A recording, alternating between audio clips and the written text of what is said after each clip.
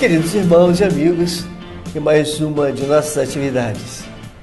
Nessa oportunidade, vamos hoje ferir um assunto que já vemos falando há algum tempo, que é ser médium. Retorna a nossa queridíssima Cristiane Drux, ela que está à frente da comunicação social espírita, lá do Conselho Espírita do Estado do Rio de Janeiro. Bonantago. Bonantago. Você que falar esperando, não, esperando sempre. Tem que ser celebrado e celebrado, né? Celebrado. É um prazer muito grande, Givanildo, estar aqui com vocês, com o Nelson, com essa atividade do GD, e a gente está aqui para colaborar.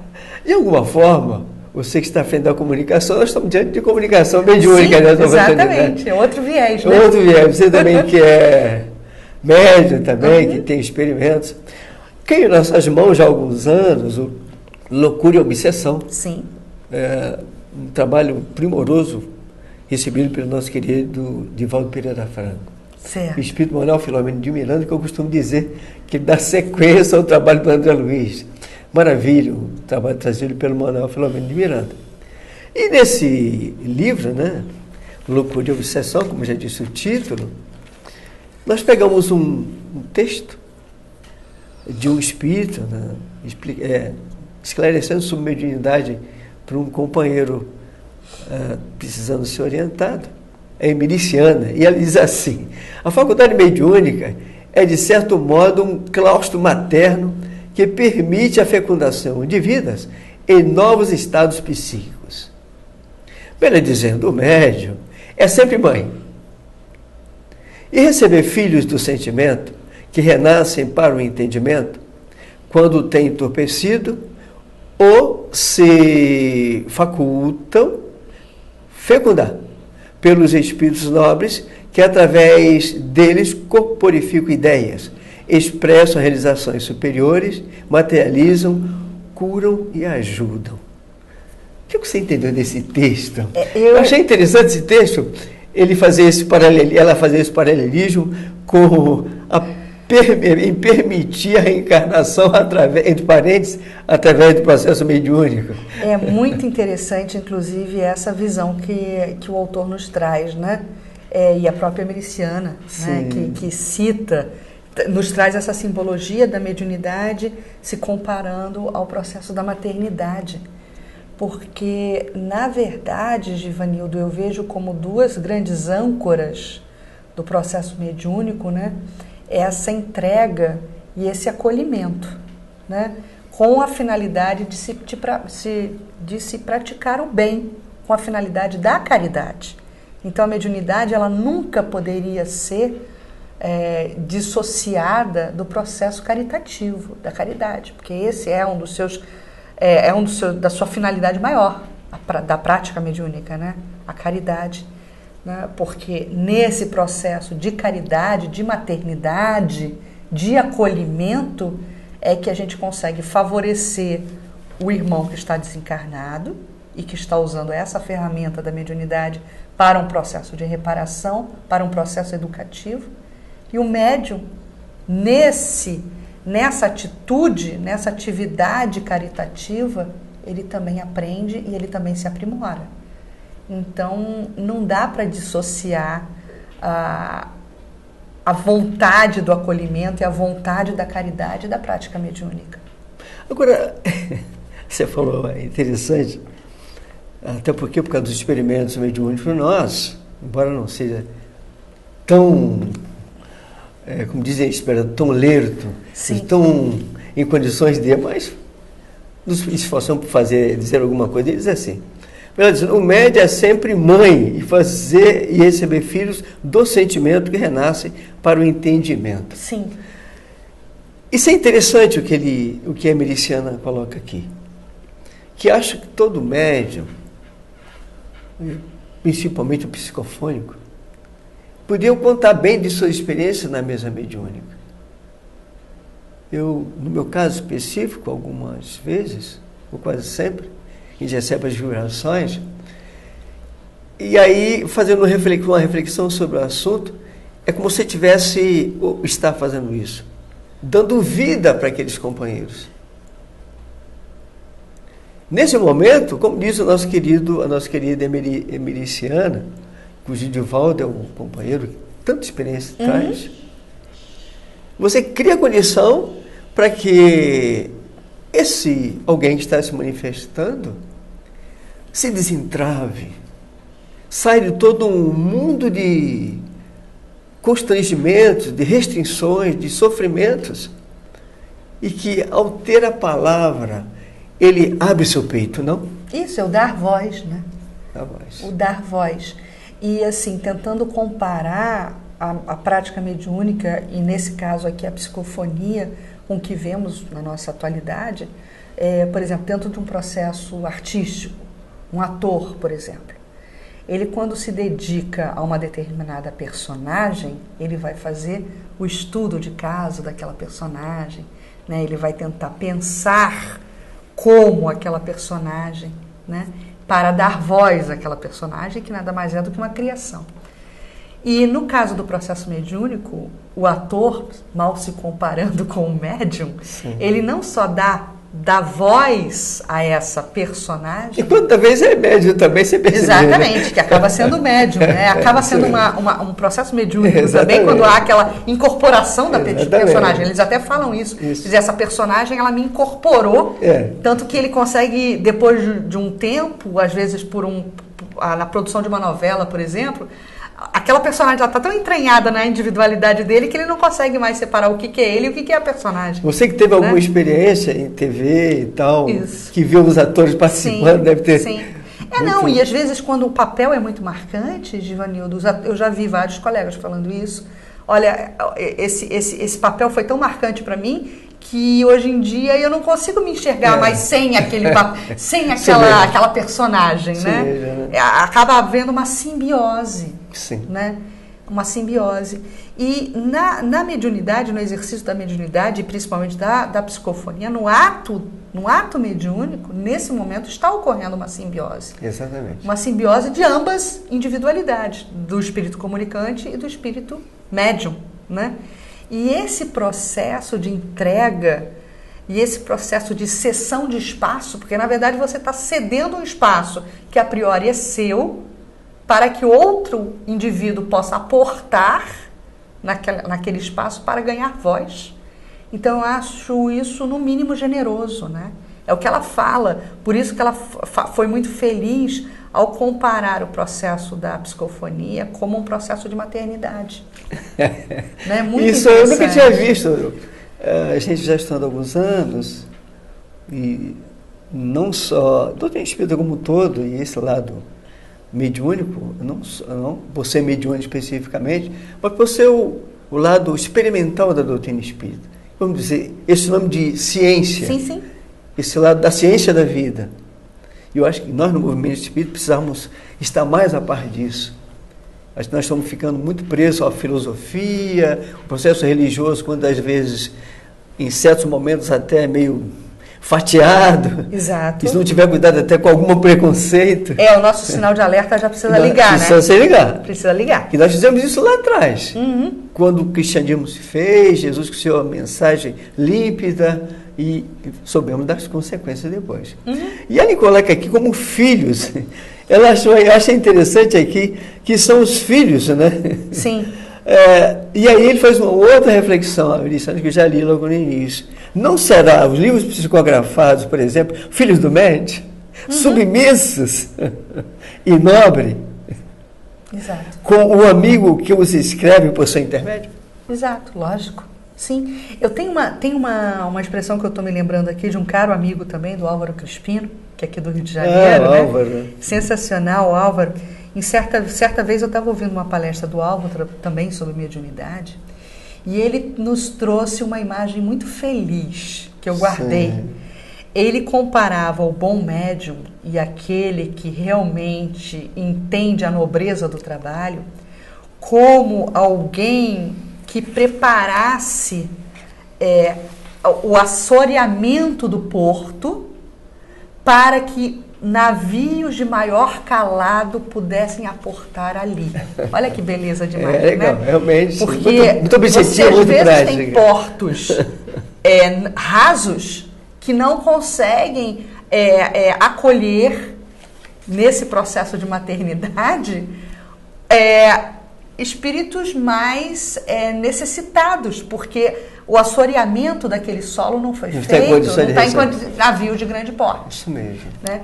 Então, na verdade, assim, o processo mediúnico é também esse processo de assoreamento, né, desse solo, desse porto, se tornando cada vez maior, para poder receber navios de maiores calados. Não só navios de maiores calados, que seriam os nossos mentores, os nossos amigos espirituais mais elevados, né?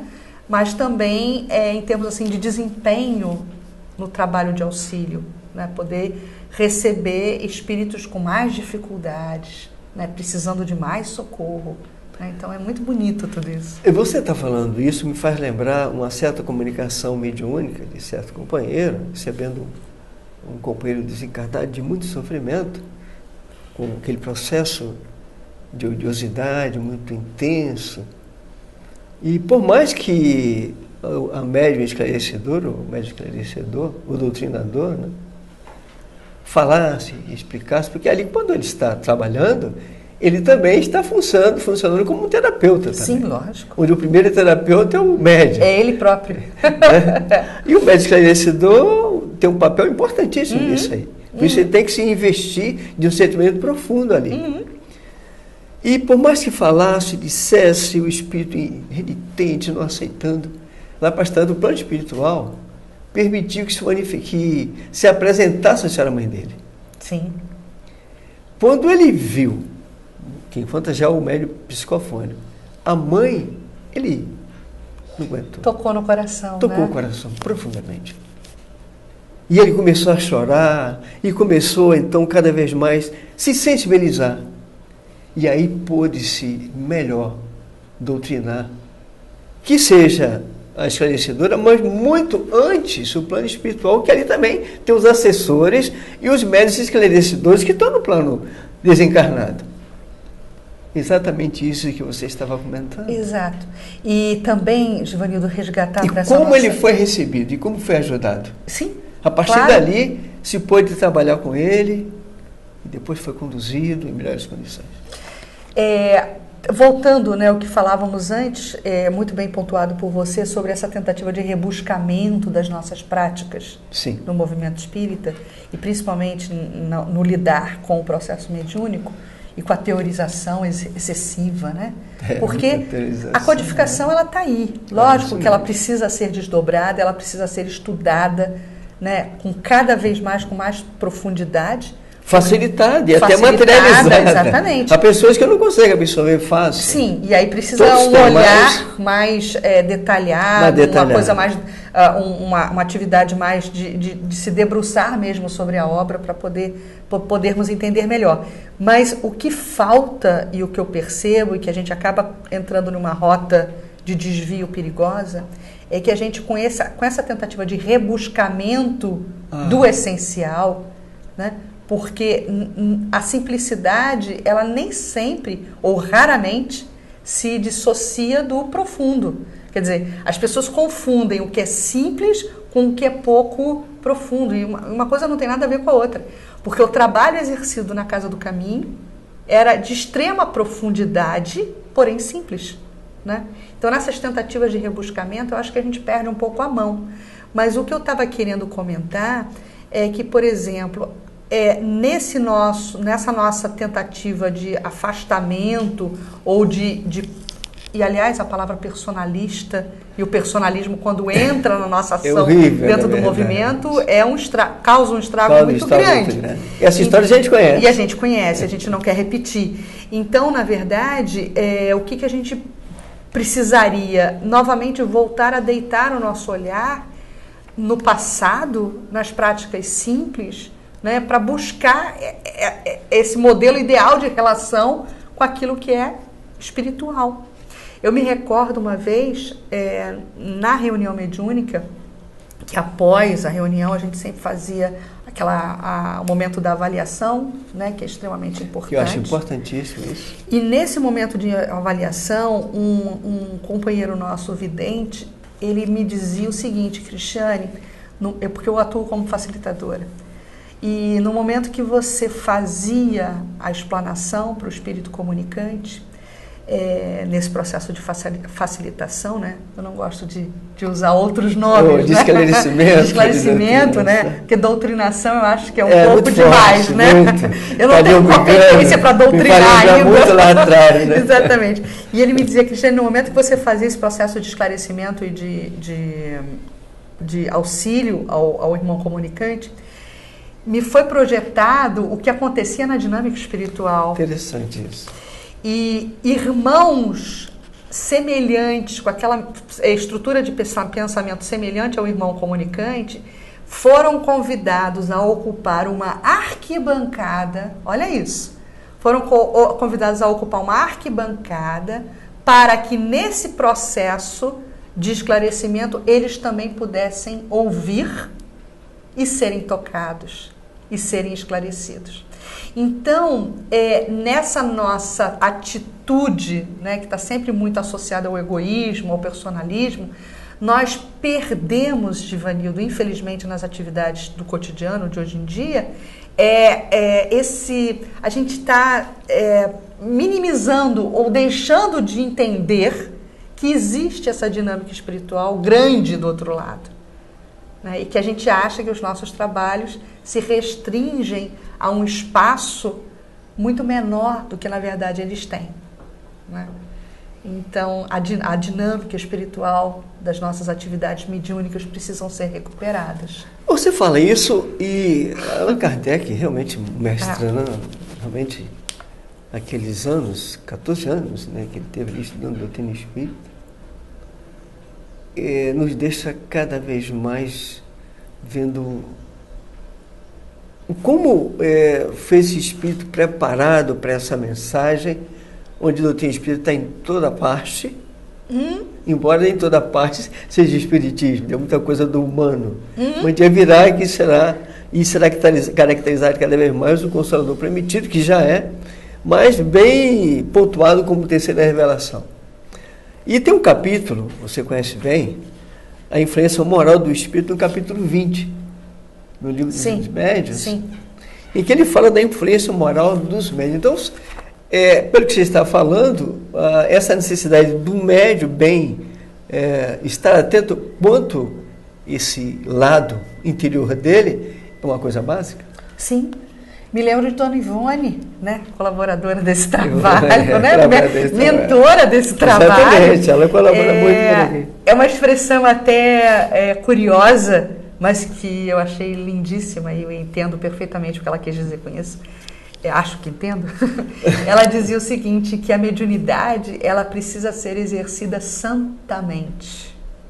E eu gosto muito dessa expressão de Dona Ivone, porque mostra aquela devoção, né, no bom sentido, aquela responsabilidade que o médium se impõe, né, a partir de eliminação de determinadas práticas, de preservação de tantas outras, para que ele possa estar alinhado com a proposta do trabalho. Isso exige renúncia, isso exige dedicação, né?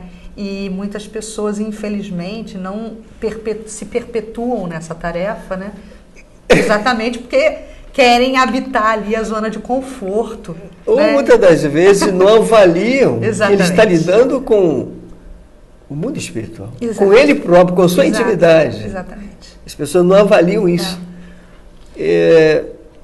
Quem é médium, psicofônico, sabe disso, e eu estava comentando com você antes da gravação, precisamos, nós, médiuns psicofônicos, nas casas espíritas, as casas espíritas precisam estar cada vez mais bem alerta para que possam criar condições para que novos médiuns surjam.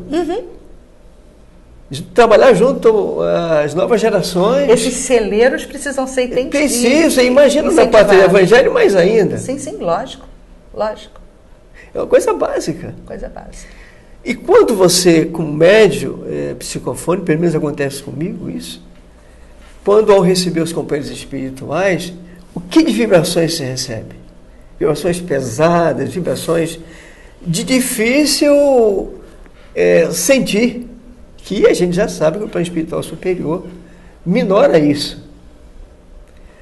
E as pessoas, quantas vezes, ao ver a manifestação, acham apenas que é uma coisa tão simples. Eles não imaginam, por exemplo, um trabalho como esse, o que os espíritos já fizeram aqui na casa do Nelson, que empresta a sua casa, já está sendo a sede do GD, para melhorar o ambiente, a ambientação, companheiros que vêm de locais mais distantes, para que nesse momento, nós aqui, ao conversarmos um com o outro, seja mais fácil essa comunicação. Sim, possamos estar alinhados, intuídos, né, para darmos curso à conversação ao que se espera, né, ao que se almeja e deseja. Exato. Né? Exatamente. Eu acho que nos falta, Givanildo, na verdade, o incentivo da perpetuação de determinadas práticas. E que eu realmente confesso aqui que eu receio que elas se percam aí ao longo do tempo. É preocupante, porque nós já vimos isso acontecer lá atrás. Hoje, a gente está vendo os livros espíritas, livros mediúnicos, a mão cheia. Sim. Mas nem todos são espíritas. Sim. Mas também não sou aquela pessoa ortodoxa, né? Tem que estar com pensão, Santinho, calma. É o senso da doutrina espírita se fazendo. É o bom senso que o nunca bom senso se fazendo. Deixar de... É diferente de você... É porque está escrito, não. Não é porque está escrito. Você precisa entender. Né? Allan Kardec, aliás, chama bem atenção a isso.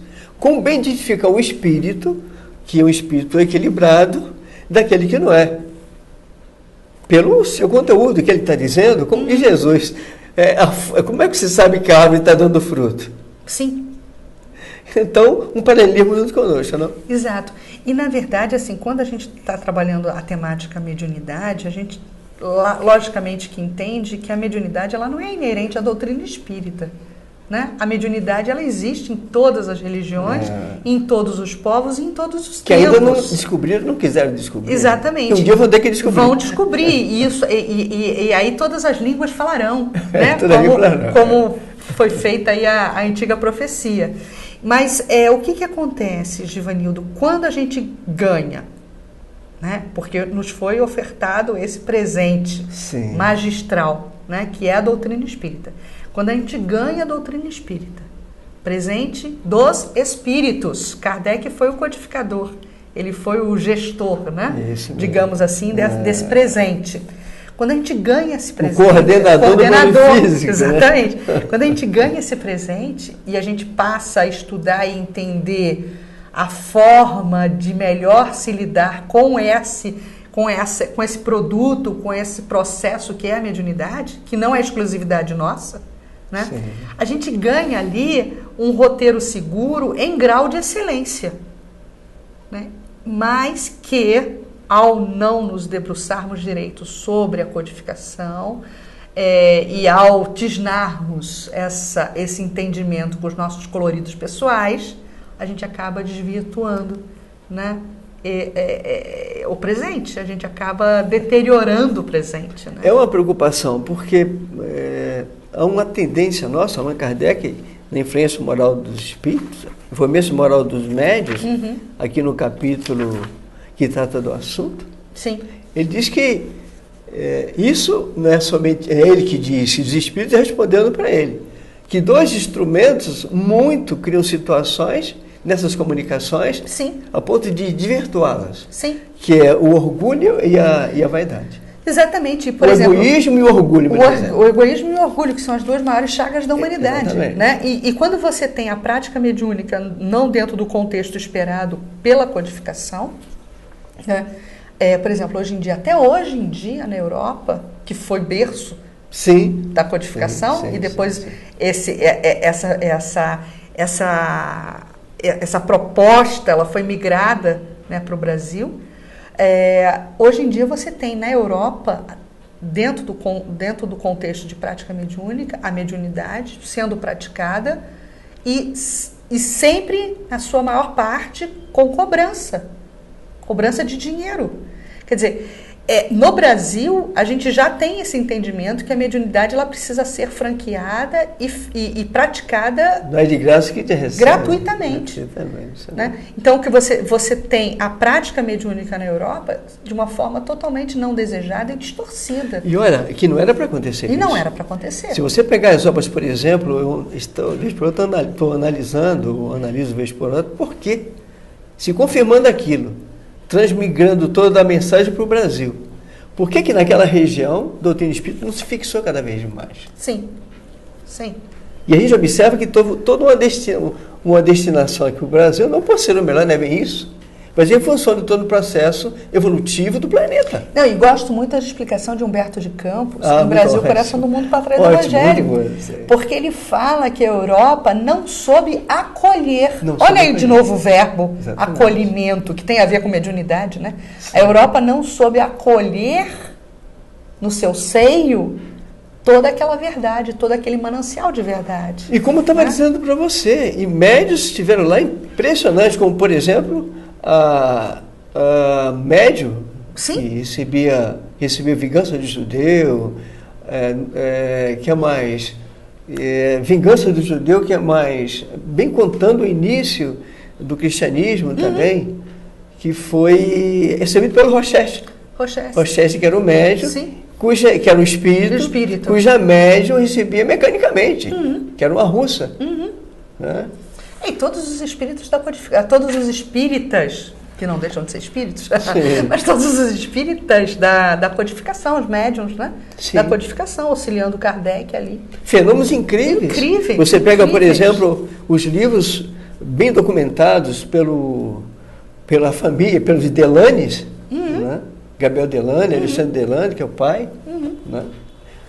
Também o próprio Leon Denis, que veio logo a seguir também. Exatamente. Na época dele, o Akizakov, Alexandre Akizakov, mostrando coisas incríveis, comprovando o fato. Exato. E você vê como se fez a mensagem. Ou seja, estava destinado sim. E lá deveria ficar também. Mas... Exato. E assim, e aí quando há essa migração, né, vamos dizer, dessa vocação para a pátria do Evangelho, a gente tem aqui o plano espiritual sempre ajudando, né? Sim. Sempre construindo junto, facilitando as coisas. Ele nos oferta potentades como Chico Xavier, né? Como a Ana Prado, como um Frederico Júnior, Peixotinho, Júlio César Grande Ribeiro. Enfim, sempre nos dando ferramentas para que a verdade apareça, né? Para que a verdade se consolide, né? Mas o homem, né? Por isso sempre estar muito buscando atentos, descaminho, né? Nós precisamos estar muito atentos. Muito atentos. Estamos recebendo a mensagem. Atentos. Exatamente. E aí a preocupação deve ser maior quanto a gente. Para não desvirtuarmos aquilo que no passado andamos por lá. Exato. Você vai dizer, mas eu não recordo, eu também não recordo. É bom não lembrar. Olha, para não cometer nenhuma injustiça, quer dizer, lógico, quando a gente fala de mediunidade segura e mediunidade de excelência, é lógico que a gente tem que falar de Dona Ivone também. Sim. E tem um livro de Dona Ivone que eu gosto muito, que é o Mediunidade Serena. Na verdade, não é uma obra ditada por ela, né, e nem psicografada por ela, mas é uma compilação, né, fruto até de um grande trabalho de arquivo, né, da Rádio Rio de Janeiro, né, de entrevistas que Dona Ivone concedeu e que depois esse material todo foi compilado e deu fruto à obra, né, Mediunidade Serena. E nesse livro a gente tem a inteligência, a gente tem a propriedade de Ivone Pereira fazendo uma análise de como está sendo tratada a mediunidade aqui no Brasil e quais são os perigos que isso provocam ou, né, por essa falta de entendimento às vezes. E é muito, muito interessante. Eu recomendo a leitura desse livro. Portanto, nós estamos finalizando, queremos agradecer a tua presença. Como já disse, você já faz parte do grupo. Neste momento você aqui convidada para que possamos bater um papo bem... não é só trocar ideia, ou intercambiar ideia, mas confirmar os ideais que abraçamos nessa encarnação e que toda a humanidade terá que, assim, se fazer. Chegaremos lá um dia. Chegaremos lá um dia. É a terceira revelação, não para privilegiar esse ou aquele grupo. mas é Jesus que está cada vez mais entre nós, que nunca esteve longe da gente, né? Não, ele está no leme. Está no leme, sempre. É o nosso comandante, é o nosso timoneiro. É o nosso timoneiro. Minha Carolina, me te dangas, amigo, agradeço a você e até outra oportunidade. Até mais, muito obrigada, Givanildo, obrigada mesmo e um abraço para todos que nos assistem. Obrigado a vocês que estão acostumados já a estar em contato conosco. Até outra oportunidade. Desrevido.